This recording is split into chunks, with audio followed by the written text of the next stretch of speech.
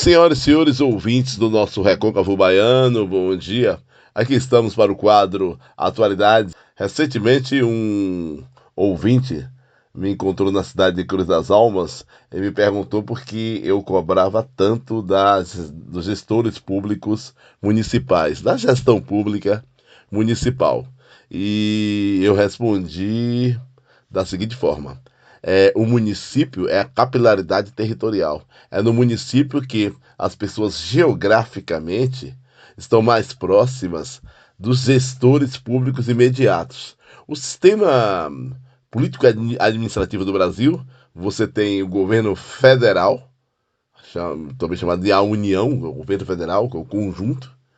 Os governos estaduais, são as unidades da federação, por exemplo, a Bahia, a região nordeste do Brasil tem 9 estados, dentre eles a Bahia, que é o mais extenso. É, E você tem municípios.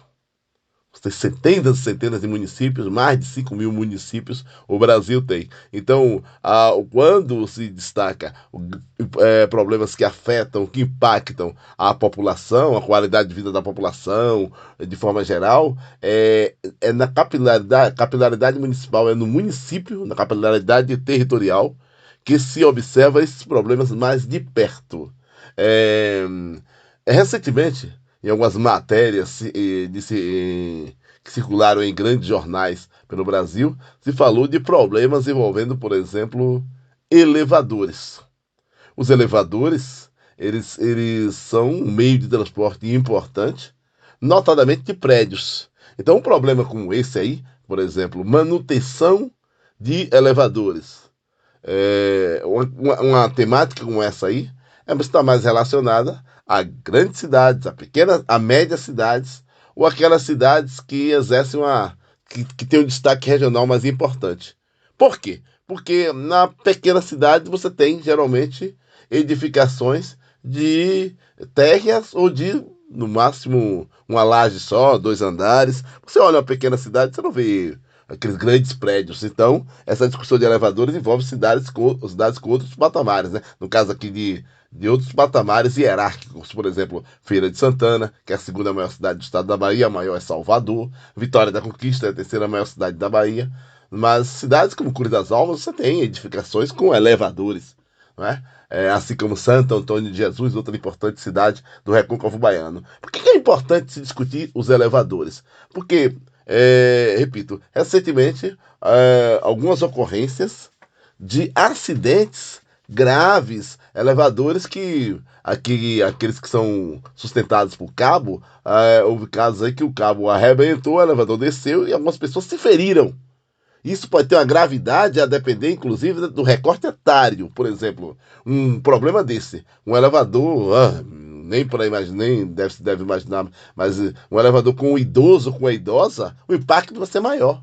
Uma criança pequena, uma senhora grávida, são várias as situações. Então, o elevador, a casa em que elevadores eles acidentaram, feriram algumas pessoas, e há casos de fatalidade, há casos em que, nos quais o acidente foi letal, o elevador deu um problema, desceu, bateu, e o impacto acabou matando algumas pessoas. Isso é muito grave. Isso é muito grave. O que fazer para se resolver um problema como esse, para se enfrentar um problema como esse? Já que, mesmo em algumas cidades consideradas pequenas, há edificações com elevadores. Uma das primeiras coisas a se fazer é intensificar a fiscalização das datas de manutenção técnica desses elevadores. Aí entra a questão da gestão pública municipal.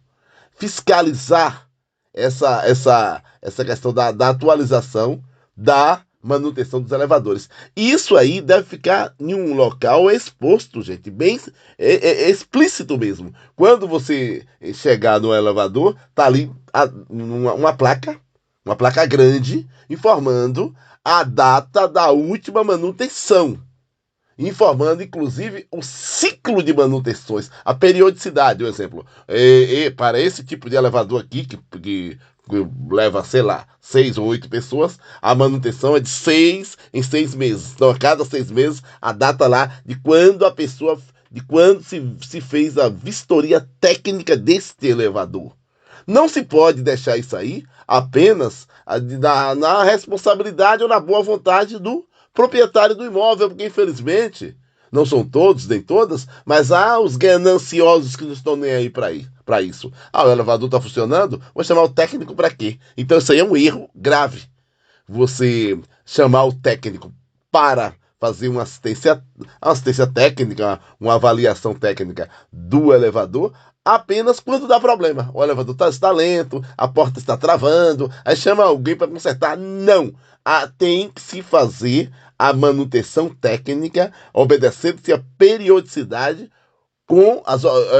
de acordo com as orientações. Então isso aí tem que ter uma placa bem exposta lá. Só que o problema é que mesmo os informativos, as placas grandes, as pessoas não leem, não querem pegar o elevador para resolver ir lá no quarto andar para o médico ou no quinto andar para um salão de cabelos femininos ou uma barbearia, sei lá o quê.